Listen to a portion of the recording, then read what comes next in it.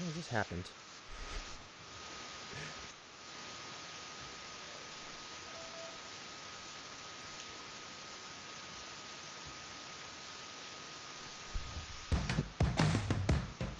Blue 22!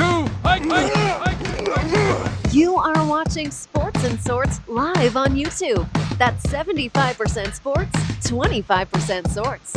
And here are your hosts, Shane and the Bry Man. That's us! We're back. Poof, wow, and it's been a while. It has been a while. I'm like, Gotta shake off the rust. seriously. And it started off like we've been rusty because like I was clicking on all sorts of the wrong buttons. All right, so we got a few things to talk about today. Happy Election Day, by the way. This is Sports and Sorts with Shane and the Bry Man. I'm Shane. I'm the Brian Man. And we are here to talk a little bit Mount Rushmore. We're going to do some Mount Rushmore stuff. Mount Rushmore of the greatest NBA players to never win a championship. We haven't done that, and we've been talking about that for a while. But what better day than the election to do that? I have not voted yet. I'm going to be voting after the show. I voted over a month ago. And you voted a while ago, mail-in ballot. And I checked to make sure it was processed. Both mine and my lovely wife's, and they were. Excellent. They were processed. Fantastic. We're good. That's why they kept on saying, mail these things in early as you can to make sure they get processed. All right. And I am going to, I'm going to be voting in about an hour or so. Whenever the show ends, I'm going to be getting ready to go. But we're going to be talking about Mount Rushmore of the greatest NBA players to never win a championship. We are also going to be talking about the Mount Rushmore of, unfortunately, the Sean Connery movies, because he had recently passed away just a couple days ago, and that was extremely sad news. He was 90 years old, so he definitely lived a long life, and he definitely had a great career, retired on his own terms, was asked to come out of retirement quite a few times, and it was kind of like every once in a while he would peek his head in, do something like a video game, or just did what he wanted to do and kind of lived his life. Not many actors do that. No. Very rarely do actors retire. They usually just die. Yes. Yeah. They don't often retire. They don't want to retire because, I mean, to be honest, that's a pretty good gig. It's a good gig. If you're good enough to be able to keep acting when you're in your 60s, 70s, 80s, and 90s, like, why not take on some easier roles and just, or like, I mean, who knows? Some people go and get there. Yeah. The volume usually goes down as you go. I mean, look, as somebody who loves pick and choose. Harrison Ford is my favorite actor. And let's be honest, Harrison Ford is not in as many movies now as he would have been 10, 15 years ago. Right. He's got a smaller schedule. He might do a movie a year now, if that. Maybe it's a movie every other year. But for Sean Connery, he really did. He just put a halt to it. He called it quits, and he was like, this is it. I'm done. I'm not. And there's no coming back. And yeah, you give him credit for that. I mean, I still felt like he probably had some more to offer, but hey, that was his prerogative, right? He wanted to get out. He wanted to do other things with his life. He did do those things. He was also not healthy. He had battled illness, for the last handful, at least, years of his life, maybe even more. So, he wasn't the healthiest guy, but he did, like you said, he left on his own terms. He had an amazing career, and we are going to honor some of that today. Yes. We are going to, do some of that. We'll probably get in a little bit of the election stuff. We're going to try and keep this under an hour so that we can, talk about everything in a quick fashion. But that's the stuff that we're going to be doing today. I'm going to be doing some posts. Is there anything like sports related that you want to talk about right now? Did you want to talk about the game last night? No, I don't want to talk because the game last night was horrible. Trash. It was horrible. And Daniel Jones, it's time to move on, Giants fans. Maybe. He makes so many bad things. He makes occasional good throws, but he makes so many like easy throws that not easy because he's under pressure, but you're not wrong. He's way off with his accuracy. Way off. Well, like worse, way worse than Josh Allen ever was. Yeah, the good news for the Giants is they're a one-win team. They're going to have a high draft pick. They will be in a position to probably draft one of the three quarterbacks available, at least the top-tier three quarterbacks available in this draft, of which there are three top-tier guys. I don't know. I still kind of hold out hope for him because I still think there are things about him. I think the potential for greatness is there. I will say this for him. In his defense, he's got a very shoddy surrounding cast. For starters, he lost Saquon Barkley for the year. Saquon Barkley was a big dump off weapon for him that was taken away. So you lose a lifeline like that. That's tough. I mean, right there, you lose your starting running back. That puts so much pressure on you because then the guys behind you are Devontae Freeman and what's his name, Gallman. I mean, Devontae Freeman's not terrible though. No, but a couple years ago, he was a stud.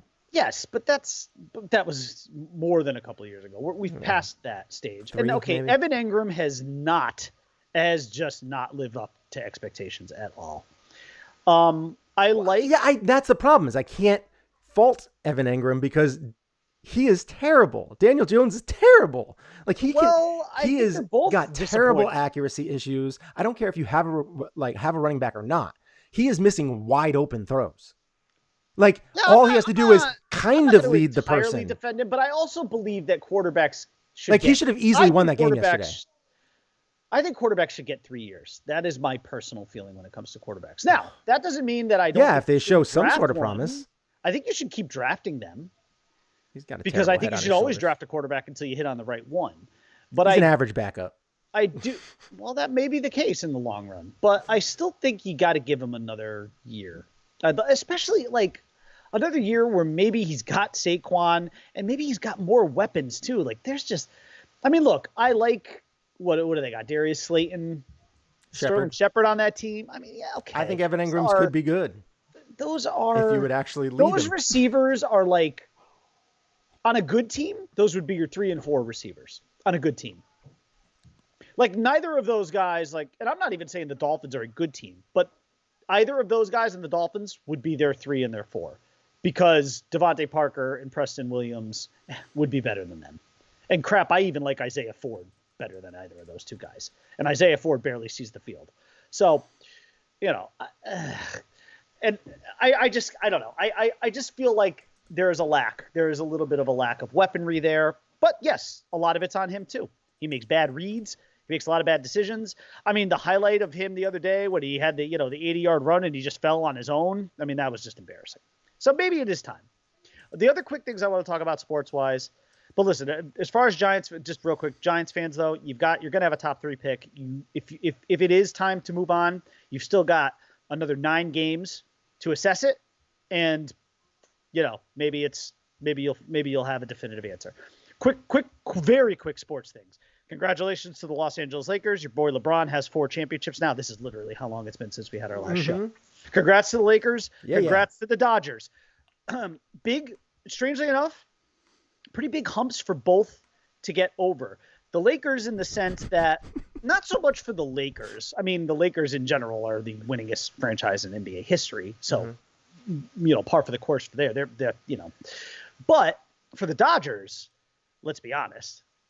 This team, that window has been open for a very long time, and it was getting closer to closing, and they finally broke through. And I'm not going to listen to anybody talking anything about this being a shortened season. Everybody had to play by the same rules. Everyone was in the exact same situation. They were all in the same boat. So, you know what? And I said this a couple of months ago. If you win a championship this year in any sport, it needs to be treated with the same respect as any other would be. And I wholeheartedly believe that. This was on many levels very challenging for a lot of people. And for the NBA and the NHL was also really difficult because that was stop and start. They stopped for months and then started up again after they had completed the majority of their regular season. So listen, very happy for LA, very happy for the Dodgers, so happy for Clayton Kershaw. And I know you are too, because now he's got the ring. It cannot be taken from him. It cannot be denied. It's part of his history. He's a champion. And not only is he a champion, but he's the guy who, in my opinion, should have won MVP. I understand Seager had a great postseason. Can't take anything away from him. The guy fucking hit 400 in the World Series, no doubt. But Clayton Kershaw won the 2 biggest games in that series, in my opinion. And I think he should have been MVP. But regardless, great for the Dodgers. They broke through. I'm really pleased with that. As far as the Lakers, and actually more about LeBron, listen, if it was never more clear that there is now only a number one and a number two greatest players of all time. It's clearly defined. It was before. Now it's razor sharp in terms of that definition, because it's Michael and it's LeBron and then it's everybody else. Because now LeBron has 4 titles with 3 different teams. That is unprecedented. That is unbelievable. That is an amazing accomplishment, because the common denominator of those teams winning those championships is LeBron James. And you can say whatever you want about the guy. You know, the biggest problem with LeBron James has been people comparing him to Jordan. It's not really comparable. They're 2 very different players. But LeBron, maybe he won't retire with the same amount of rings as Jordan, although I wouldn't be entirely sure about that, actually. Now that he's turned the corner on that halfway point, he's got 4 and he's 2 away. Listen, to me, it doesn't matter. For me, it doesn't necessarily matter how many he wins. Once you've reached a certain level, I mean, the guy is a 4-time world champion. He's in an elite discussion. So he's one of the top 2 greatest players to ever live. And that will not change no matter what. He'll either be 1 or 2 in most people's opinions. Yeah. So, and then very quickly, even though I know it's not going to happen, I'd love to see DJ LeMahieu win the MVP. It won't happen. Abreu's going to win, because I don't care what anyone says, there's an anti-Yankee bias in the media. There always has been. The Yankees generally do not win those kind of awards in the postseason. See Derek Jeter, for example, who probably should have won 2 of those things, and he didn't. I would love to see DJ win, because I think it would also sort of be like it would almost be like a recognition of what he's done in the past 2 years, you know, because last year he was a top 10 MVP. This year he's a top 3 finalist. And I think Jose Abreu will win. His numbers were just astronomical. I mean, he's like first in almost every major category, with the exception of like batting average. But even then, Abreu hit like 317. So I think he'll win. I think the biggest shocker is that Trout is not in that group. Right. You know, it's Jose Ramirez and Abreu and LeMahieu, all deserving. All 3 should be in the conversation. And I don't have a problem with Trout not being in that group, by the way. I mean, it's fine. We all know he's the best player in baseball, regardless of who wins this award, especially in this season where it's such an abbreviated schedule. But congrats to those champions. LA is the king. LA is king. LA Kings. They are the LA Kings right now. It's just unbelievable. Los Angeles is the king of sports right now. Although they were not this weekend when the Rams went into Miami and got shellacked by the now 4-3 Dolphins. It was not a good day for them. No, it was a great day for me. Well, yes, for that. I went bonkers. I was going bonkers during that game. I'm sure you were. I very quickly, I just want to say this to Tua fans, to Dolphin fans who are already down on Tua after game 1. Slow your roll. It's 1 game. It's the first game of his first season as an NFL player, coming off a major hip injury. And not to mention the fact that the way the Dolphins dominated that game, that did not allow the Dolphins to execute the offensive game plan that they had in mind. When you are up 28-7 and then 28-10, you are playing a different style of game. You're not as aggressive. You're not going to unleash the playbook the way you had intended if it was a close game that you thought it was probably going to be. Right. So Tua had to be scaled back. Whatever offense they had for that game, they basically had to make an adjustment and trash that playbook for the game, because they had to say, hey, we're not going to be super aggressive with it. We're up big. We need to play more conservatively, let the clock be our friend and their enemy, and just win the game, which is exactly what they did. So they didn't need to be aggressive with Tua. So if anybody puts real stock in that performance, then you're an idiot. You're just a fucking moron, and you know nothing about sports. And you should have your sports privileges taken from you.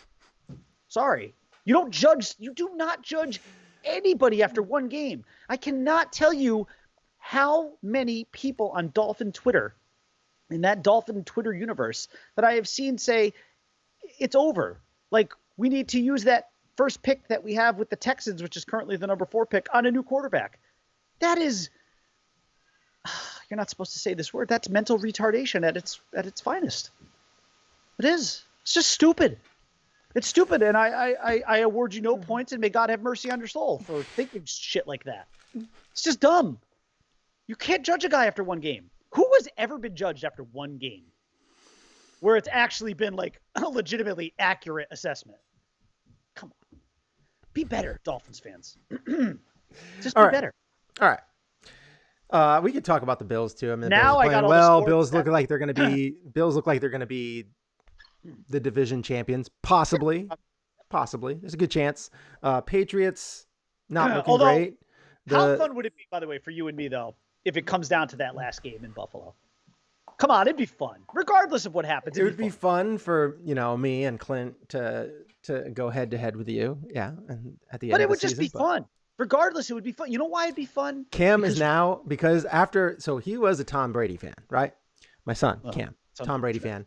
fan, and that led him to liking the Patriots. Well, Also, Tom Brady left, and I think he was tired of me talking about how they cheat all the time and bringing up all the cheating, positions that they've taken. And I think that he decided to jump ship, and now he said he decided to be a Bills fan because that's just all he hears about. cool. Well, good. That just makes it easier in your household too. Yeah. I mean, I was like, especially as he you gets don't older, have to. gets I was more like, into it. you could go and be a Tampa fan. You could just follow the player, be a fan of the player, and go where he goes. I'm fine with that. Yeah. He's like, no. I was like, even Gronk Right. went with him. He's like, no. I encourage. Well, I should say we're talking about a 3-year-old, but I've already told Lex like, you don't need to be a Dolphin fan, But now I'm actually kind of changing my tune a little on that because I think they're starting to turn the corner in terms of transitioning to make a team that's evolving into a good team. Maybe. There's only one team that I will make sure that Red my Sox. kids make sure that my kids like, and that's the Yankees. Oh, I thought you were going to say that they don't like. Which The Yankees are the way to go. Like that's you have to be a Yankee fan. Like, I agree. Yes, that was an absolute in my house too. Yes. Yeah. Like be a Yankee fan. If you're not, like, there's going to be some rough Thanksgivings. Adoption. I'll literally put you up for fucking adoption. I have no problem with that. I'm a big believer in adoption, and I would have no problem putting one of my children. If they decided I'm going to be a Red Sox fan. No, you're not. Not in this house, you're not.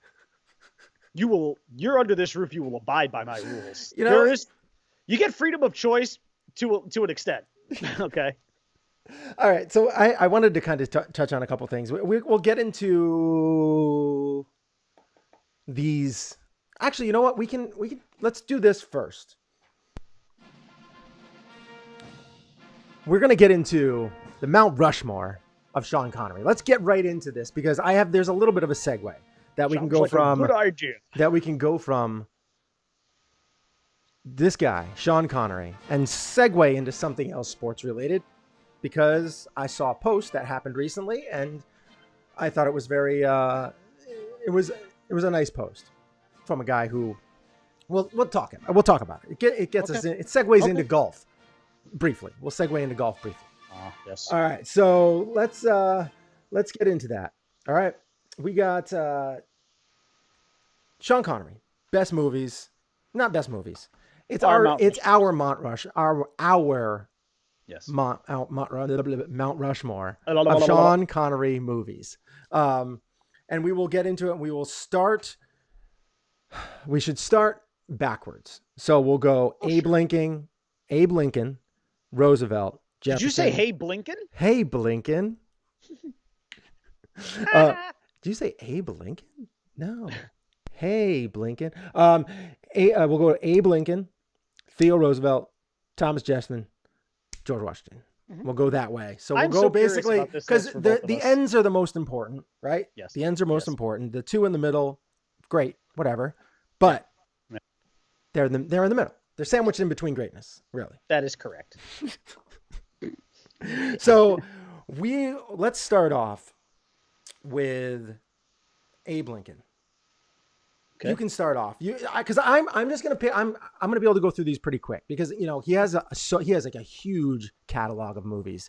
You can go through all the James Bond movies. He's had many characters. He's had characters where he's been in there just a little bit, and he's like the first night. He's got movies where he was just the voice, like Dragonheart.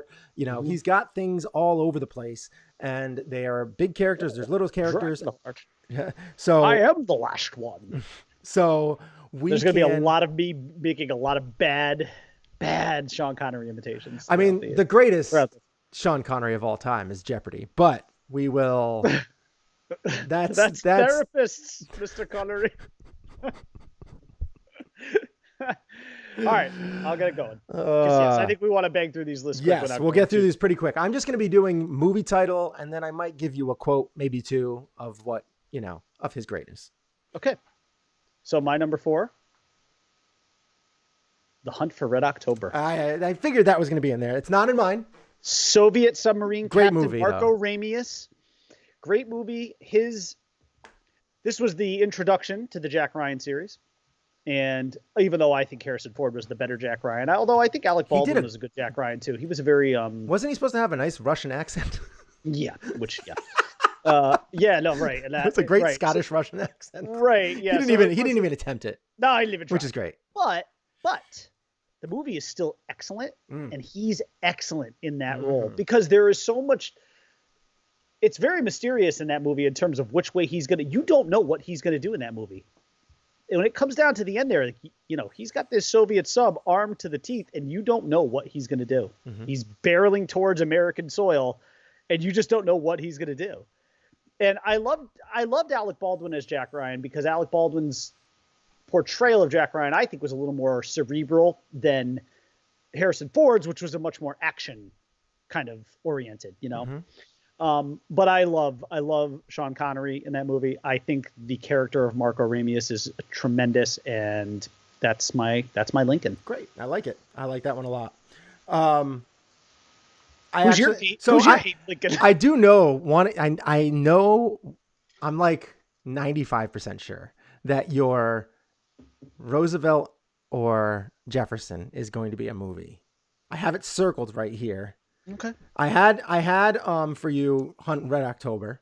Okay. I have this other one, and then I have two other ones that I also picked. Okay. We'll see how right you are about me. So that's what we'll say. We'll see what comes down. So the Hunt for Red October I did have for you. Okay. Because I knew good call. That was a good one. All right. So all right.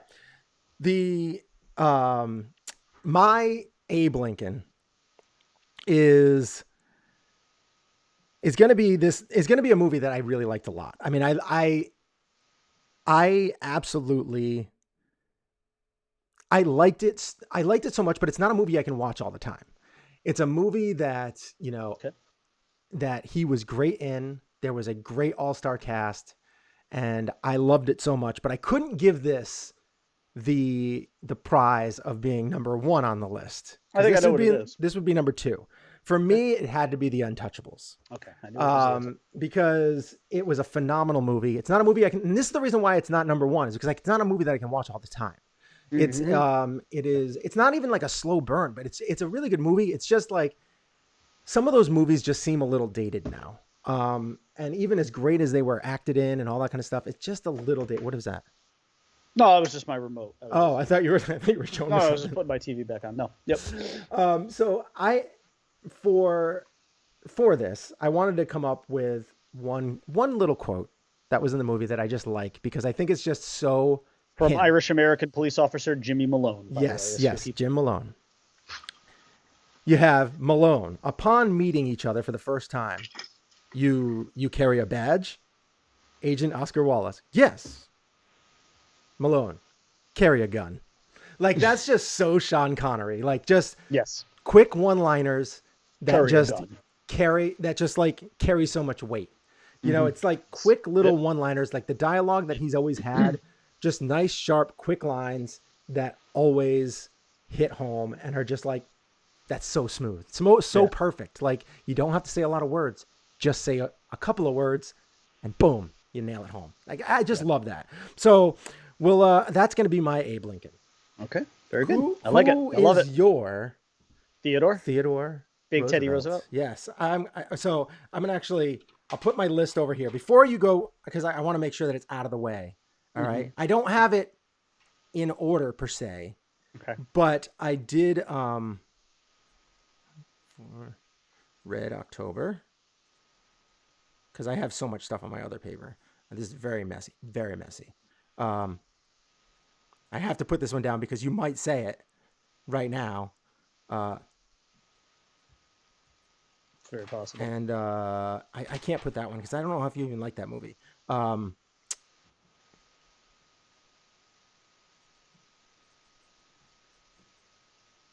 I'm sure you did though. All right, so I have my 4 for you, and so far, I actually probably would have thought The Hunt for Red October might have been number 1, No. but it's number 2. Okay, go ahead. This one was Alcatraz incarcerated spy Sir John Patrick Mason in The Rock. I'm gonna check that off as in the Okay. middle. Okay. Okay. Was it on the list of ones you had for me? Yes. Okay. Yes. No. And for this one, I'm just going to give you my favorite quote from the movie, which I've said many times on the show, and I will do it in my crappy Sean Connery voice because I like to. And I think that this quote means a lot to you because it's near and dear to your heart because it sort of identifies you too. But the Yes, quote is very and simply, also, this is on my list as well, of course. so And of course you're the quote probably is- going to use the quote Yeah, oh, that of course. everybody knows because Yeah, of it's course. the most Your fantastic best. quote of all time. Your best. Losers always whine about their best. Winners go home and fuck the prom queen. And I know that means a lot to you because you're married to a prom queen. So I there am. you go. Yes. So there you go. So yes, Sir John Patrick Mason. that is also on my list. And Womack, why am I not surprised, you piece of shit? It's another great one. he's so good. It was great. That movie is so good. That Ferrari It is. scene with the Hummer. Oh, yeah. The so whole- good. All right. So, I my didn't steal your Humvee. I borrowed it. my Theo is going to be a movie where he starred in it's when you look at it now, it's really kind of creepy. But it's a movie where he starred in with a very young Catherine Zeta-Jones. The movie is called Entrapment. I love that movie. It was so good. I am a big fan of heist movies. And I think they did a really good job. There's obviously that famous scene where she's kind of going in between all of the lasers. And I was going to mention, before Emily Blunt did the push-up, Catherine Zeta-Jones did the slide. Yeah. That's good. I like that. And I'm going to put that in as my Theo. It's good. It's good. I love the movie so much. It's a good movie. It's a fun movie. I love the ending to that movie too. Oh, it is very good. Yeah. The disappearing acts. The subway train. Yeah. Disappear. Yeah. Yeah. The multiple disappearing acts. Yes, or multiple the arrival acts and all that kind of Right. stuff. Yes. Yep, Very good. yep, Very good. Stuff. I liked it. It's very good. Very clever. And just a fun movie. And I'm going to say the quote that I'm going to give here is, "I'm never late. If I'm late, it's because I'm dead." Mhm. And that is just quote. because that's a great quote. It's fitting. He's no longer with us. And I feel like that is one of those that's just fit perfectly for the day. Mhm. All right.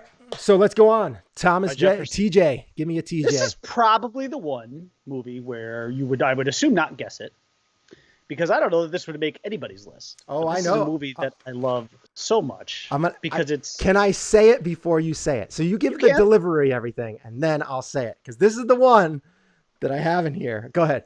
Okay. Well, it's, first of all, just to set it up,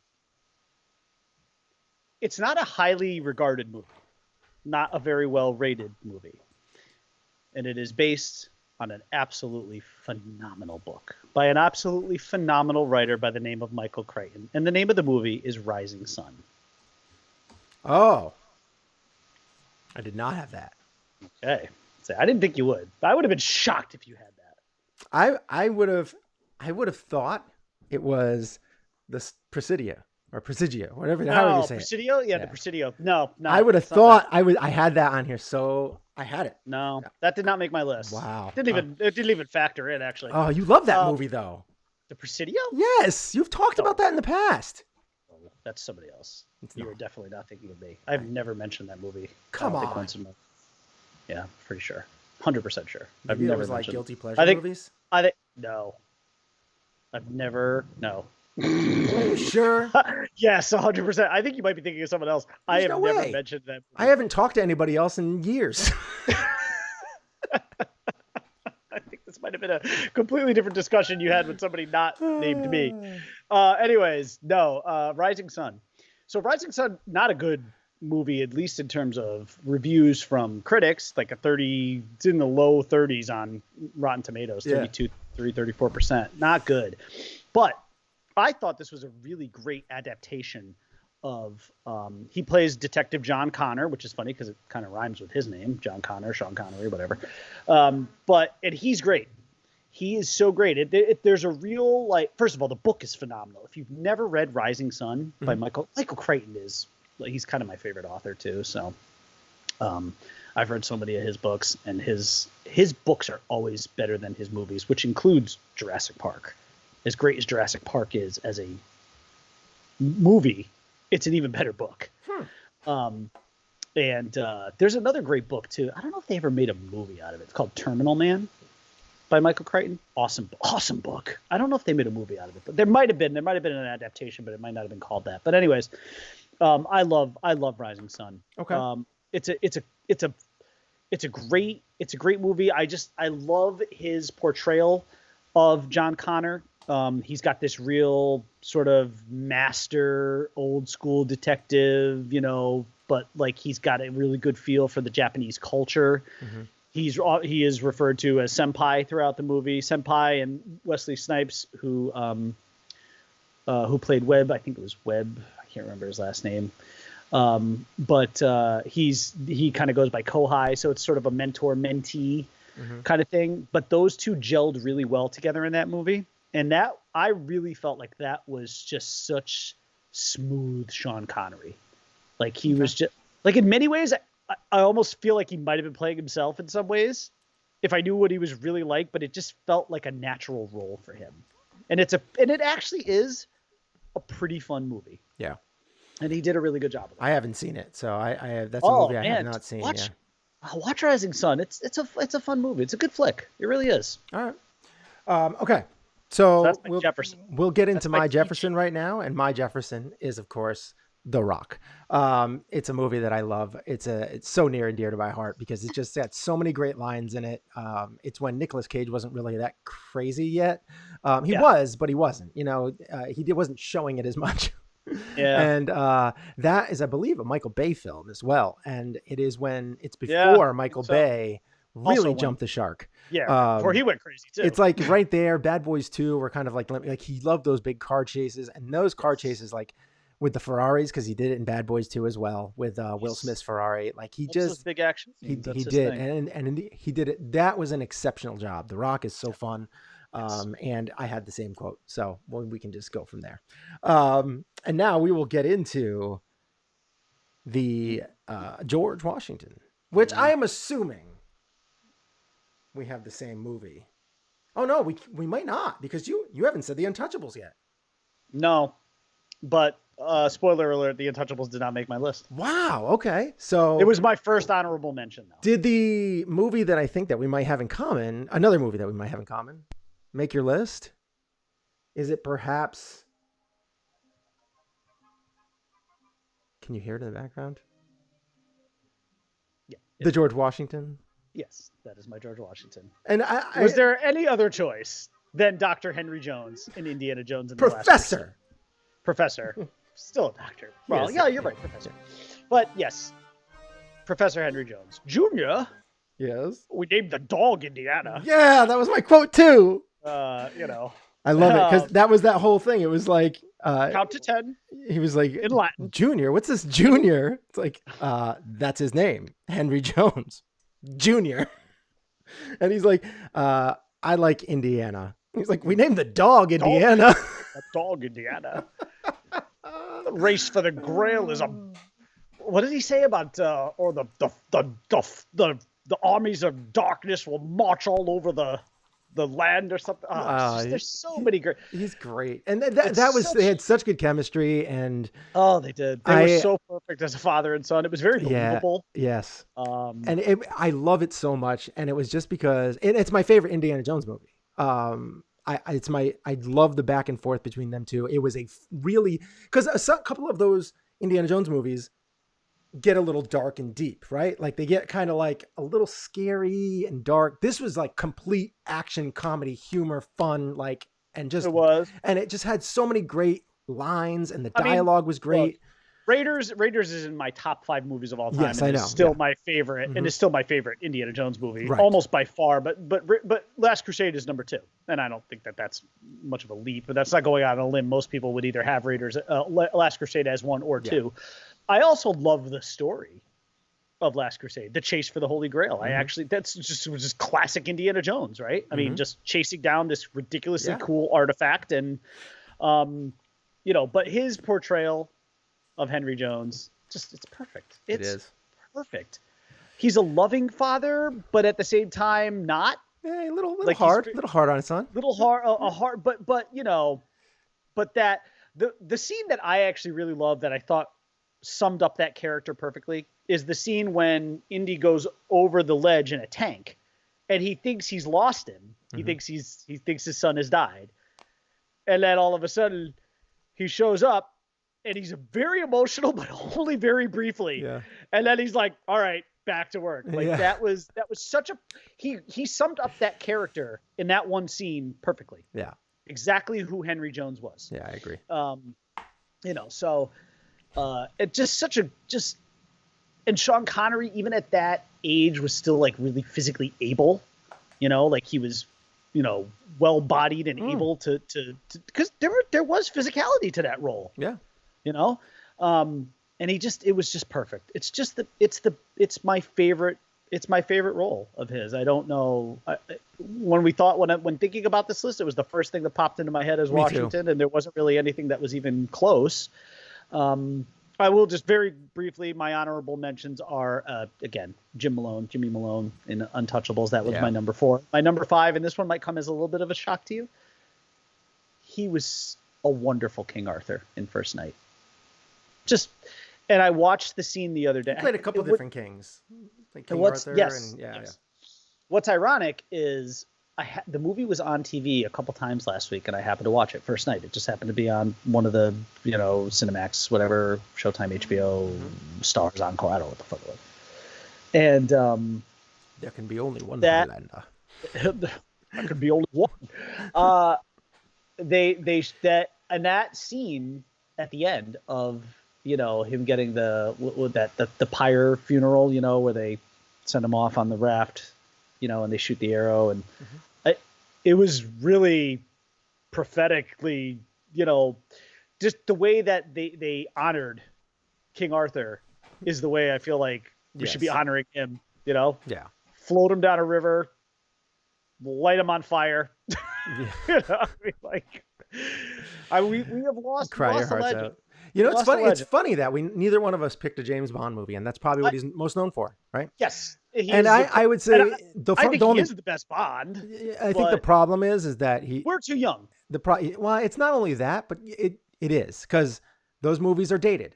Like there's one thing that the James Bond movies had usually prided themselves on, and that was the technology, like the cool technology that came out. Though, it is, in a way, isn't that sort of also a testament to his greatness that neither one of us actually had a James Bond movie? Yeah. Like we have not pigeonholed him or typecasted him as James Bond. Right. Like if we were to do this, and I mean no disrespect, of course not when I say this, but if we were to do a list like this about Michael Keaton, Batman would be my George Washington, because he is fucking Batman. And he'll always be Batman. And he's the only Batman, as far as I'm concerned. It's him, and then there's a big chasm. That could be a whoever fun the list. Two guy is. That could be a fun list. Yes, we should do. You're right. We should do a Michael Keaton. Michael Keaton has some Spoiler great alert, movies. Batman is my George Washington. Yeah. I don't think that'd be my Batman, but he would. There's some good ones for sure. He is Batman as far as I'm concerned. Great. And every time he'd be in there. Yeah. But every time he does a video and he says, "I'm Batman" at the end of it, it's like, yeah, no, I know. You don't have to repeat it. I know you are. It'd be like Christopher Reeve saying, "I'm Superman." Yeah, no, we know. You're the man. But that, to me, like, isn't that also a testament to Sean Connery's greatness, that not a Bond movie even ended up on this list, or even an honorable mention for me? And I mean, I could have put Dr. No, because why not? It's kind of like almost like now with like Tom Cruise. Like, he's got so many great roles in his life. Like, you probably wouldn't pick one of the Mission Impossible movies. I would, because I love the first Mission Impossible. They're all great except for the second one. You know what's funny is, now that you mention it, if I were to do a Tom Cruise list, I do think Mission Impossible would be my Washington because I love that movie. Oh, But wow. Edge of Tomorrow would be up there too. It'd be Edge tough. of Tomorrow is great. The Last Samurai is great. Tropic Thunder is great. Like there's Tropic so Thunder. many. Tropic Thunder, even though it was really more cameo. It doesn't matter. It's not even like he had more of a role. It was the role itself was that movie would have hilarious. been nowhere near as good without him. Yo, you're right. You're right. And I'm still like in a weird way shocked that he agreed to do that role. I don't know. That's why. about when he needed to come back, and because he was like Yeah. under fire for all the Scientology stuff and like divorcing with like Nicole Kidman and you know all that kind of stuff that kind of was going through over the course of years. He needed to kind of rebrand himself after Oprah. You know, like there was some rebranding that needed to happen, and oh man. So, anyways, your number one, your Washington is also Henry Jones. Yes, so. yeah. Oh, there we go. So yeah, we'll good list. But I think Michael Keaton could be a good one. Tom Cruise could be a good one. Yeah, we could do some fun ones. I'd have a lot of fun with the Michael Keaton one because I know off the top of my head 3 movies that would be in there off the top. I have 2 that I would I could probably guarantee to put in, but I don't know. Yeah, I know my top 2 would be Batman and Mr. Mom. Yeah, Mr. Mom would probably be my Lincoln. I don't know if Mr. Mom would be in there for me. Oh my God, that movie's so fucking great. I would definitely Batman would be in there. I would probably like there's another movie that is I love Multiplicity too. Is also great, and I think that he as a kind of not cameo character, but he was a vital part to this movie to kind of making it flow. And I would have to say the other guys might be in there for me too. Yep, that's great. I quote that with Cam all the time now. Well, we start doing the TLC stuff. Like it's just awesome. It's hilarious. Creep. It's awesome. Creep. Yeah. Don't go chasing waterfalls. Are you just quoting TLC songs now? What? I don't even know what you're talking about. What is that? What is that? Come on, really? Come on. It's so good. Nah, he's great. I don't want no scrubs. I don't want no scrubs. Multiplicity would be up there. Birdman would be in the conversation. Birdman's a good movie, yeah.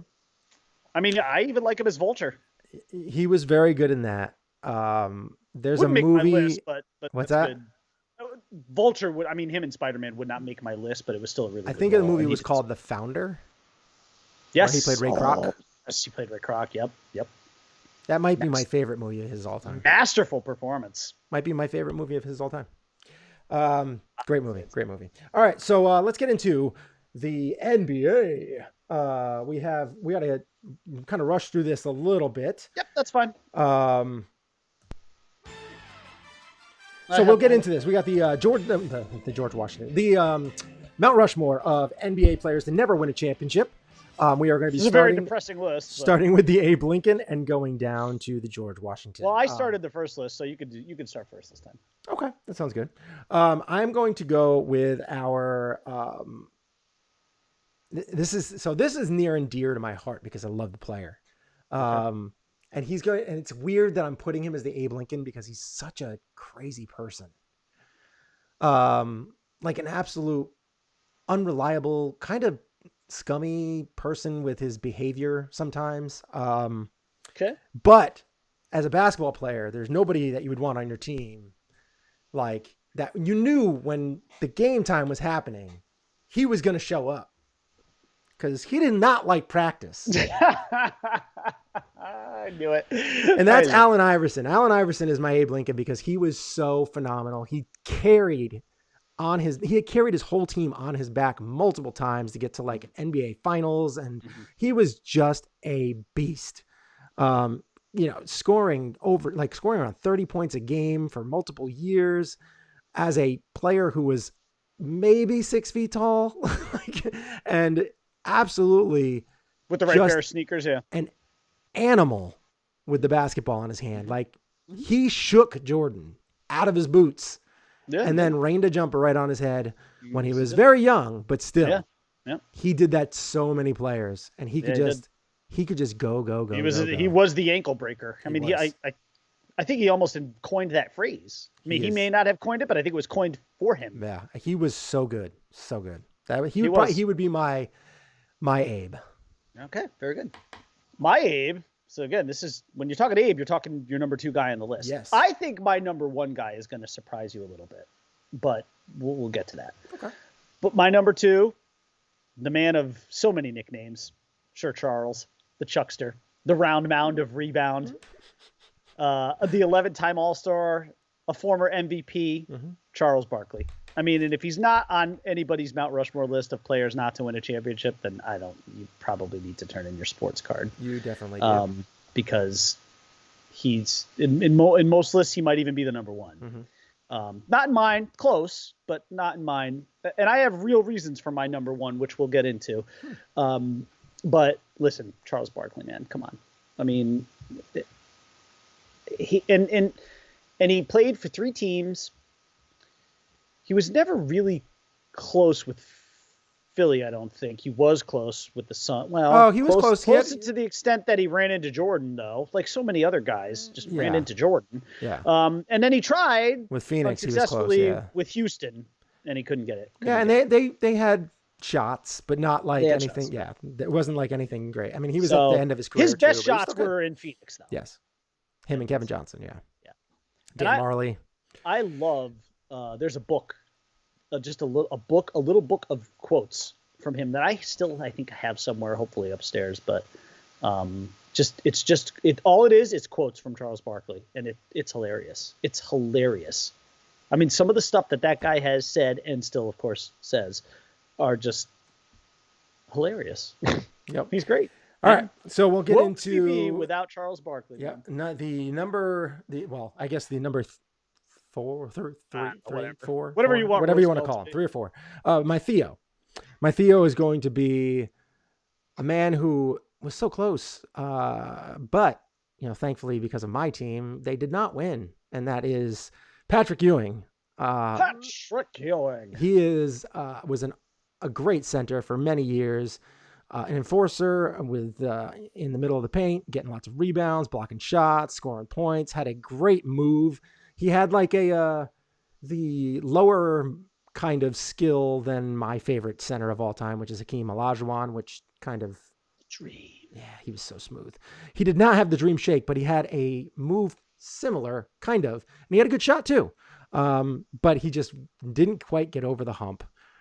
He was always going against those Bulls, and then when he finally got through, he had to go up against my Rockets, and unfortunately, the better center there was won. the one other time in the strike shortened season when he was hurt, and they were the 8 seed and made the finals as an 8 seed and ran into what was then the beginning of the quiet dynasty of the Spurs, and the Spurs just completely annihilated them. Right. He wasn't even playing. That was his famous, New York Post, New York Daily News, Newsday cover. Go get my ring. Yep. Which they did not do, thankfully. Indeed. My Ted Roosevelt, not as many nicknames as Sir Charles, or the Chuckster, or the round mound of rebound, but he had one nickname, and if you hear it, you know exactly who he is because he was called the Mailman. His name was Karl Malone. He was first of all, Karl Malone. Now, listen, I'm not a big Karl Malone fan. Didn't really love the guy. I can't stand the guy so much. I didn't put him on my list because I don't like him.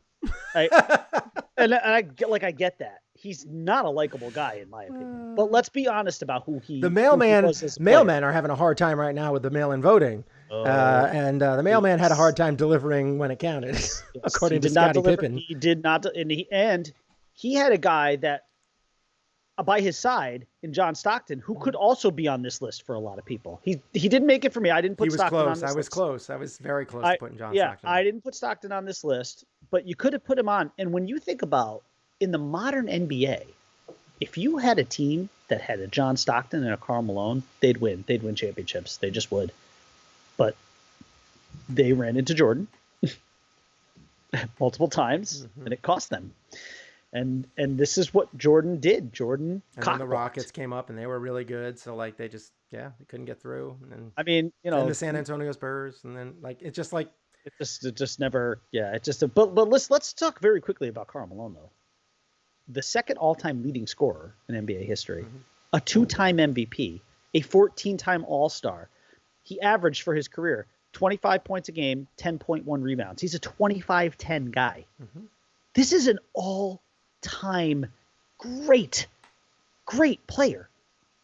And I don't want to say he didn't come close because he did. He made a couple of times, finals, yeah. but never pushed. I don't even think they ever pushed a Game 7 though on the Bulls. No. I think it was 6. Jordan never had to play as Game 7. No, Jordan never played a Game 7, right? Which was probably good for whatever opposing team because Jordan would have stepped up in a Game 7, but he didn't have to because he was so great. Yeah. So yeah, that's my Roosevelt. Okay. And let's be honest, Karl Malone could easily be a Lincoln or a Washington on almost any list. He could. I can't stand the guy, so I wouldn't put him on my list. And that's the reason why I didn't. All right, who's your Jefferson? So this was probably the toughest one for me because there are so many that are kind of like honorable mentions, like the John Stocktons of the world, the Chris Mullins of the world. Love Chris Mullen. Tracy McGrady. Love Tracy McGrady. He played for my Rockets for a little while. Even have like enforcers like Dikembe Mutombo, with the wag. Yeah, it's so good. But it came down to like two guys really that I was kind of like, who am I going to put in this spot? Is it going to be Reggie Miller or is it going to be Dominique Wilkins? Reginald. And I am still struggling with this right now. I have those two guys and I just have to pick one. And I'm going to go You're just going to do it right now. I'm going to do it right now. And I'm going to do it because Reggie Miller he always used to talk so much smack. He did. But you know what? When it came down to it and he really had to step up, he didn't. Against those Lakers, I believe. And he didn't step up. He was like bricking shots left and right. He went like 1 for 16 or something like crazy. Yep. And that is what's going to make me take him down a notch because Dominique Wilkins, now he never really, I don't even know if he even really got all that close. But I don't think so. He was always on he was on the Celtics when the Celtics weren't very good. He was on, the Falcons and the Falcons weren't he was the only player really on his team that was good. But man alive, could he play? He was always scoring in the 20s at points a game. And he pushed Jordan to his limits. Yes, in those dunk contests. Yeah. And yes, Dominique Wilkins was a special talent. He was crazy. Unbelievable. Just silly. Explosive. So explosive. Yes. Yeah, I know what? I don't know. I can't do it. Can't do Dominique. I'm sorry. After talking about all this, it's going to be Reggie Miller. Even though he had that one bad game and finally when he got there, I can't do it because he was just such a great shooter and he had so many iconic moments with like the choking. And Reggie did have a lot of opportunities. He did have a lot of opportunities and he stepped up. He was a big time all-star, such a clutch shooter. For the just most that part. highlight against the Knicks is just one of the most unbelievable things. So good. Those stealing that ball, jumping back out to the three. Yeah, was it 9 points or something like that in like 3 seconds? Yeah. Ridiculous. Something ridiculous. So just that sequence. Yeah, it has to be something Reggie. that Knicks fans must have nightmares. It has to be Reggie. I have to put Reggie in there. And in the Garden, no less. Yeah. I mean, just Spike Lee, the whole thing. I mean, just that whole scenario. Yeah. The look on everyone's face, Ewing and Starks. I mean, just unbelievable. Had to do it. All right. So Reggie Miller is my Thomas Jefferson. Okay. Well, I think obviously then I know your Washington is Barkley because you already said that Barkley was essentially on your list. So yes, Barkley so I guess there's Barkley is because Barkley. I guess this really comes down to me then. He was a beast, and it is a travesty that he never won a championship. That's why. He was so freaking good. For me, this might even be a controversial pick as my number one. Not controversial in the sense of the player himself or anything, but controversial in the sense that some people actually technically do consider this guy a champion. But he really is not. And the name of the man is Elgin Baylor. Now, Elgin Baylor. I didn't put him or George Gervin on my list because I just never saw them really play. As a Spurs fan, I just didn't want to put Gervin on the list. It hurts me too much. But I've got my 5 championships to keep me warm, so I'm good there. But the Iceman, you're right. I never saw him. But here's why and I never saw Baylor either, for that matter. Right. But here's why I put Baylor on the list. Because to me, his story is insanely tragic. I mean, if you look, you want to talk about close, tantalizingly close to a championship, but never getting there. That's fucking Elgin Baylor. Okay. If you don't know Elgin Baylor, all right. First of all, an all-time great player. Now, Elgin Baylor went to not 1, not 2, not 3, not 4, not 5, not 6, not 7, 8 NBA Finals. He went to 8 NBA Finals. Well, I think you can already guess what his record was in those finals. He was 0-8. 7 of those losses were to the Celtics. So sad. Okay. But here's the real tragic part. Here's the as if that was not tragic enough. Here's the tragic part. In the 1971 to 72 season, 9 games into the season with the Lakers, he retired, called it quits.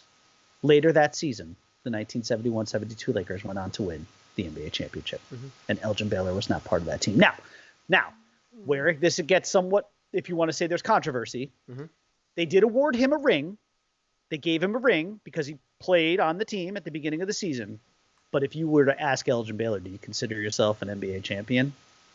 I don't. I mean, maybe out of bitterness or old age, he might say yes, but I would really think he would say no. I would hope he would say no. I do not consider him to be an NBA champion. And I don't think, and when you look up lists of great players to never win a championship, he's on it. He didn't win. You know what it's like? It's like getting an honorary degree from a freaking university. It's like Nomar Garciaparra, right? Because Nomar was on. He was on the Red Sox, but they traded him. Yeah, it's not even like that because he was still playing. Yeah, you're right. But he was still playing and he was traded, but they still gave him a ring. Right. But well, he did win a couple of games for them, but he didn't retire. He still continued to play. They decided to part ways. Right. Right. They parted ways. So it's not, I guess it's not like Nomar Garciaparra, but I think you get the idea. But the bottom line is, imagine being as great as Elgin Baylor was, because he's got all the stats too, but 0-8 in NBA Finals, and then your team gets to one. It's you know what it just wasn't be meant to be. You know what it might be more like, although not quite, is Don Mattingly. Don Mattingly retires in 95, and then the Yankees win in 96. Or Buck Showalter, same thing. And they won a couple championships before he got there too. Yes. So, but the problem with Elgin Baylor is just like a lot of these other players that we've listed, he ran into a buzzsaw, and that buzzsaw was the Celtics, who won every championship at that time. Yes. But Elgin Baylor, dude, you're not just talking about a scrub. The guy was an all-time great. Yep. And he did not win one. Yeah. And you want another guy who didn't have a lot of help on his team. 0-8. 0-8. It don't get much more painful than that. Man, that's tough. It is. I just didn't put him on my list because it was basically I never saw him play. I either, but yeah. I get why he's on a list. The evidence is compelling. That's why I'm not gonna argue with it at all because you can't really argue with it. I mean, this is all based on our opinions, and we all have opinions, and they are all good or bad. Right, and I struggled with that too because, to your point, I never saw him play either. But the preponderance of all of that record, that 0-8 in finals. Yep. I mean, I can't even imagine. Like people rip on LeBron because he's only like 4-6 in NBA finals or some shit like that. Yeah. And it's like, the guy still won 4 of them though. I know. He still won. I mean, that's like saying, well, Don Shula went to what, 4, 5, 6 Super Bowls and only won 2. Well, you know what though? The 2 that he won were the greatest season ever, and then a really great season after that too. So okay. I mean, but to go 0-8. I mean, think about it this way. If you had 8 chances at getting something right, chances are you get one of it. You'd get it right once, right? I mean, you'd hope. Right? I mean, like a 12% chance that you're going to at least get one of them. No. Over. That's killer. I mean, that's, injuries to the other team or something. Nope. So devastating. Nope. That's tough. Yeah. That is tough. It's not like Dan Marino. Okay, Dan Marino went to 1 Super Bowl, lost it, never got back. This guy got to 8 finals and did not win 1. And he's a great player. So sad. Yeah. So. I don't think we have anything else to talk about. Well, I know you wanted to talk about Jack. Oh, right. We never get it. So there was a post about recently about, well, yes, it was. So I'm going to go back a little bit. So recently, Jack posted how he's siding with Trump. And that is one of those things that, like, you basically came on and were like, he's no longer the greatest golfer of all time because of what he did. It now belongs to Tiger. because cancel Jack and put Tiger as number one. Yeah. And I will say, I kind of, let's be honest about Tiger Woods though. Tiger Woods is no saint. I saw this kind of coming though. And I kind of knew from basically the way, because he got the coronavirus. He tested positive, didn't really have many symptoms, had a little bit here and there, but nothing bad. And then he was fine. So I would say he kind of, the way he treated people when they were playing his tournament and all that kind of stuff, and he like wasn't really wearing a mask and was going to shake people's hands and stuff like that. He didn't like, I could tell he was kind of on Trump's side, just because like he wasn't doing the like, hey, mask, covering mask, and do you want a fist bump or you just want to like wave? And he was going up like no mask, like, hey, do you want to shake hands? And John Rahm, I will give him credit at the time, or was it him or Dustin Johnson? One of them. He basically was like, hey, no. And like kind of like went to go like give him a fist bump and was like, yeah, I don't want to shake your hand. Like, yeah, let's. Right. We're in the pandemic. Yeah, so and I don't really want to touch you. And I think, yeah, exactly. And I think so. That's kind of where I was like, yeah, I think I know where he's at. So, and the reason why this was going to be kind of a good segue was because he also said that he played golf with Sean Connery recently in a tweet that he posted out there, and he was like, played golf with him. He was a great golfer, great man, and I just it sucks that he's gone, like kind of deal. Yeah. And so that's would have been a good segue if I remembered, but I didn't. Yeah, look, I mean, listen, I'm not a huge fan of the cancel culture, as you know, although I do enjoy chiming in on a few people here and there. But this is, again, this comes down to the politicizing of things that we just didn't need to make political, right? Like mask wearing. I mean, it's weird to quote Ron Burgundy, but it's science. And it is. It's just fucking science. This is not an indictment on your God. This is not an infringement on your freedoms. Because guess what? For a lot of these people, a lot of these right-wing Republicans, my God is the same God as yours. Okay? Jesus is my homie. There's okay? like, yeah. But like these things are not like mutually exclusive. Like you can believe in one thing and also the other. It's amazing. It's this thing called free will, right? So I can believe that Jesus Christ is my Lord and Savior. Yeah. But guess what? I can also believe in science.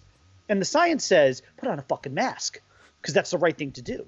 Not just for you, more importantly for the person you're trying to protect. Yeah.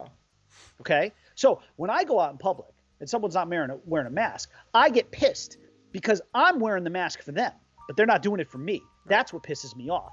Like, if I'm going to do right by you, do right by me, please. It's not. Amen. This is not political. It's just not. Now, look, as far as Jack goes, I saw his tweet. I saw the little infographic, whatever. When he tried to be as diplomatic and professional about it as possible, still doesn't change the fact that you're voting for a guy who, in my opinion, is just an absolutely deplorable human being. Mm-hmm. And I know that word deplorable is what got us into a lot of this trouble, quite frankly, because I still am convinced that if Hillary Clinton had never uttered those words, that I think things would have been very different 4 years ago. That was the word, I believe. I believe that was the word heard around the world. I really do. I think that was what shook that entire base of Trumps. These people came out from their rocks, from their shanties, from whatever, shack they were living in. And now they are activated, and they're among us, and they're out there, and they're going to be toting guns tonight and killing people. People are going to die tonight. It's really, really frightening. Bank on it, dude. People. I mean, of course, stuff always happens like that. Something stupid is going to happen because these Proud Boy Leathermen, which the irony of the fact that they still don't get what that Proud Boy reference is that's still funny to me.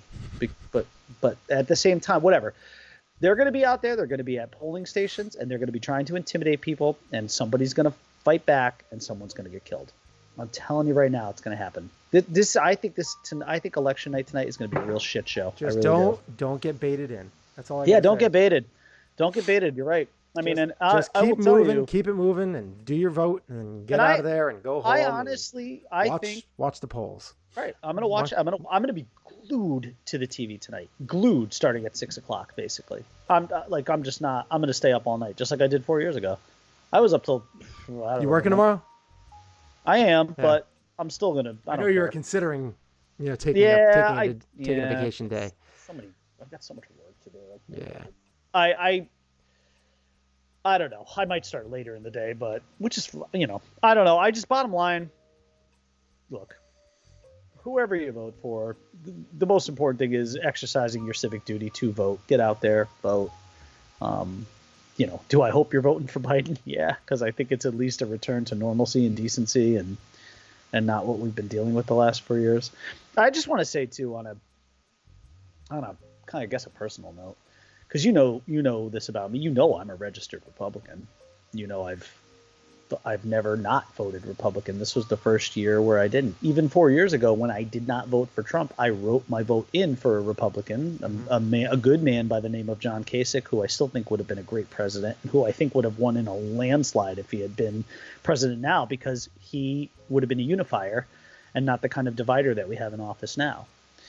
But we are where we are, and so what I was going to say is, on a personal note, and I'm going to say it calmly, and I'm not going to yell and scream and rant and rave about Trump, but I want to just say that as a Republican, I've never been more embarrassed, disappointed, and ashamed to be a part of that party. And I'm still a registered Republican. I haven't changed my affiliation, but I am ashamed. I really am, because I used to be really proud to be a Republican, and almost unabashedly proud. I was one of those guys. I had George W. Bush signs in the yard twice during 2 different elections. Like, I was really into politics, and I really liked him. And although he did not admittedly turn out to be a good president by any stretch, ultimately I still think at George W. Bush's core, he was actually a relatively decent man. Mm-hmm. And if he wasn't a decent man, I don't think people like Michelle Obama and Barack Obama would get along with him. I am a little disappointed, by the way, in George W. Bush that he did not really come out this election season. And I don't think it was necessarily because he likes Trump. I don't think he does. I think it had more to do with the fact that he didn't want to compromise anything in Texas. And I think it was more of a local election issue for him. Mm-hmm. Whatever his reasons were, I'm disappointed that he didn't, because I would have loved to have seen him, just as John Kasich has. Mm-hmm. John Kasich has spoken out repeatedly against Donald Trump. And I will tell you, I took some flack 4 years ago for writing a vote in for John Kasich, because it's like, oh, well, that's a vote for Trump. No, it's not. Look at John Kasich. John Kasich has been unabashedly has spoken out against Donald Trump on many occasions. In fact, every day he's basically been on CNN for the last 2 months speaking out against him and saying how he spoke at the DNC. I mean, he had that little whole thing where, we're at the crossroads and we need to make the right choice. But again, just as a Republican, it's been 4 years of real shame too. I mean, listen, I'm not trying to make this about, oh, well, I'm just so embarrassed to be a Republican. That's not what it's about. We have seen some disaster in the last 4 years. We've seen a pandemic rage out of control that probably didn't need to rage out of control. And again, if you look, it's bad all over the world. But if you look at certain countries like Australia, I mean, they figured it out. There's millions of people in Australia. They've had like 9 positive cases in the last 6 months or something. It's obscene. Like, how have they figured it out? We are now like a third world country. We've got 1,000 people dying a day. We've got almost 100,000 cases a day. This should never have gotten to this. And the reason why is because we have a president who does not believe in science. And I just don't. He believes in the science that is kind of made up. And now his big thing is, first of all, you've got all his minions chanting the other day to fire Fauci, which, by the way, for all of you uneducated, he cannot actually do that. He can sideline him and mothball him. He cannot actually fire Dr. Fauci. The interesting news is that he kind of,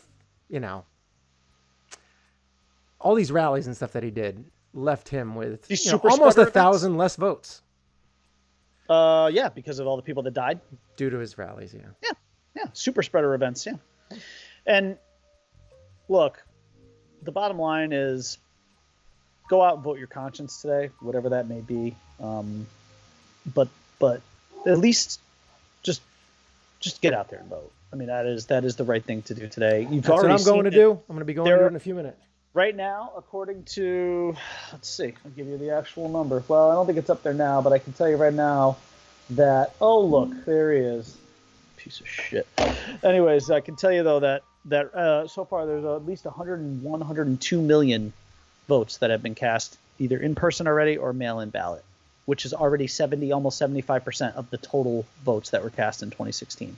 We are on our way to a record of votes for this election, which tells you something about that. Again, I believe in 4 years Donald Trump has only said one thing that is true, and that is that this is the most important election in the history of our country. I believe that is true. That's the only true thing I think he said in the last 4 years, but it is true. I think it is too. And if you don't need any, there's no greater evidence of that with somebody like me, a lifelong staunch Republican voting Democrat, blue across the board. And I've seen a lot of yard signs, a lot of Trump yard signs, a lot of Biden yard signs, but I think the best yard sign that I've seen is the one that I can relate to the most is, I may be Republican, but I'm not stupid. Vote Biden. Amen. That's what I did. And I was, you know what? And I was actually proud to do it because I think Joe Biden, listen, is he a flawed guy? Yeah, he sure is. He's got, there's issues there. He's not a perfect candidate. He's also way too old, but you know what? He at least would be a return to normalcy and decency. And I don't look at this as a lesser of two evils. I don't. This is not like that. Hillary and Trump, that was a lesser of two evils one. This is not a lesser of two evils. This is a good man versus a bad man, in my opinion. So. True facts. All right. Thank you for guys for watching, listening, however you took it in. We will be back sometime soon. Hope I didn't alienate, however, the one person that listens to our show anyway. But whatever, it doesn't matter. When we can start getting back to normalcy, I'm going to start like where we don't have to talk about politics. Well, not only that, but just like when we can get back to the point where we're like, where homeschooling and all that kind of stuff, distance learning and all that, like. When we can get back to normalcy where we can kind of get this show more out there on a regular basis, that will be fun. And we will start really trying to amp it up a little bit. But right now it's, there's a lot of busyness going on. Trying to help two kids learn from a distance, and you have, your work schedule and getting all those things to line up. Distance learning. Yeah. And trying to get all those things to line up of late has been tough. So apologize for that. And sports has just kind of been rough. It hasn't been the same for me this year for many reasons. Like I have not cared one bit about fantasy sports. I just don't. Oh, I have. I have not. I make moves, but I don't care. I've cared about football quite a bit, actually. Not even a little bit for me. Well, what about, okay, take the fantasy aspect out of it. What about just the football itself, though? No. Oh, really? I've watched. I would have especially thought this year, too, with Buffalo being as good as they are. I've watched 3 or 4 of the Bills games. Okay. Well, but you're just not. Tough. Is it the lack of fans? Feels like preseason to me. Is it just the lack of fans that you think that's mostly? I don't know. It just feels like a preseason season to me. Every game just feels like, it doesn't really matter. Because there's so much stuff going on. Just doesn't. It's really, unfortunately, normally in certain aspects, like there's times where I feel like sports can help save you and bring you give you it doesn't. It to me it makes it glaringly obvious where we're at right now because there's no fans. People are getting sick all the time on the field, and it's just it's not a distraction. It's enhancing it for me. Okay, that's fair. And I'm like, why can't they just shut it down for the year? I understand there are a bunch of rich white people that have a hard time not making more money. But I'm glad they didn't, just because I think it would have, I think I did require the distraction, and it has helped me in that sense. But I do understand where you're coming from. I get it. It's not. It's just not a distraction. It's all even on the injury list now they have COVID Yeah, I know. testing. Yep. Yep. On the Like COVID list. it's just everywhere, and it's like, they never did that with like the flu. They would just put them on the Right. 10-day list. Right. You're sick. So like, it's You're just under the glaringly weather. obvious everywhere, and it's just like I understand where we're at. This is not the helpful distraction that we need. So, like, yeah, I watch, but I don't watch with like super excitement like I used to. I do. I have. I mean, I was like Even literally baseball. screaming, jumping and screaming the other day during the Dolphin game, especially when they went up big. Yeah. I really did. I honestly have needed it as a distraction. Yeah. It's been important. It's been important to me. But we've in my house too, we've got a lot of things that also require distractions. So there's a lot of stuff going on. So Yeah, I've needed it. I've actually I've required it. Quite frankly, it's just been necessary for me. But I get it. I understand the other side of that too, though. Yeah. It is not the same. No. But I don't know that it will be for a while. I mean, hopefully the vaccines come out relatively soon, within the next 3 to 6 months. People start getting them. People don't freak out. And, like there's people out there that are saying that people are putting COVID vaccine in the flu vaccine. So that's why I'm not getting the flu vaccine this year. Like, what? That's like even crazier than people thinking the earth is flat and the moon landing was faked. Like, all that stuff isn't even as crazy as that. You could even get me to buy into the moon landing being fake, but you could actually make a position that on the those moon landing things. being Like, fake is you could be actually... like, that's kind of dumb, but like, all right, I can maybe 1% really see. dumb. It's really dumb, but I could, right. I can see why you think the earth is flat, because you walk on flat ground. That one I can't get. But like, you walk on flat ground, but have you looked from space? Like, I understand how you might think, but if you look from space, you'll never get me to. I couldn't even give you a 0.1% on the flat Earth thing. I could give you 1% on the moon landing. Like, I could Especially see after it, you but see like, the movie. If you see the movie Wag the Dog, you could actually understand how the moon landing thing. You could give that. Is that the one about Stanley Kubrick and all that kind of stuff, like being involved? Wag the Dog? No, that's with Dustin Hoffman, Robert De Niro. All right. Where they actually they basically staged film. They used a director who was played by Dustin Hoffman to stage something to essentially start a war. Oh, right. They staged this video thing, and they showed this girl and they did the whole thing was acted in a studio, and it was shot, and it was released as news footage to basically incite a war, to get America to jump into a war. The movie is very interesting, very sad too at the end. But I could. So my point is, I could see how they could have filmed and staged that. But I would give you 1%, and that's it. Right. The flat Earth thing, no, that's stupid. It's stupid. But like, I can the very small thing, I could see how someone might think that without actually doing any research. I can't. Okay, with no research, with zero research. I look at a globe on this planet. Yeah, like, and didn't know a damn thing. Yeah, like, and had never seen one of a trillion images that exist of right, Earth from outer right, space. exactly. Okay, sure. Like, sure, yeah, I can see how you think you walk on flat ground. Okay. Except for when it's not always flat. Right, but like, the there's hills. But it's not like a consistent downhill or a consistent uphill. You're not rolling around the Earth.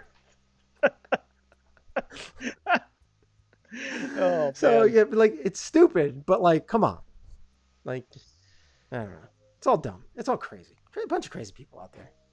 Yeah. All right. Thank you for watching. We'll see you guys. Soon. Well, just look for, ring that notification bell. Subscribe to our channel, and it'll let you know when we go live. All right. If you have not voted today, please go out and do so. I'm going to be doing that in I have to go feed my kids, and then very quickly, of course. Hey, I haven't said this in a while. We've come to the end of the show, and as you know, in the words of the great and immortal Tony Stark, part of the journey is the end. So, that and stay classy, Planet Globe, and we'll see you next time. Yeah, buddy. Sports Insights with Shade of the Briber. Well, let me tell you something, brother. Go out and vote. Yeah. All right. Thank you. Go out and cast your wonderful. Just fill in the little dot and submit it.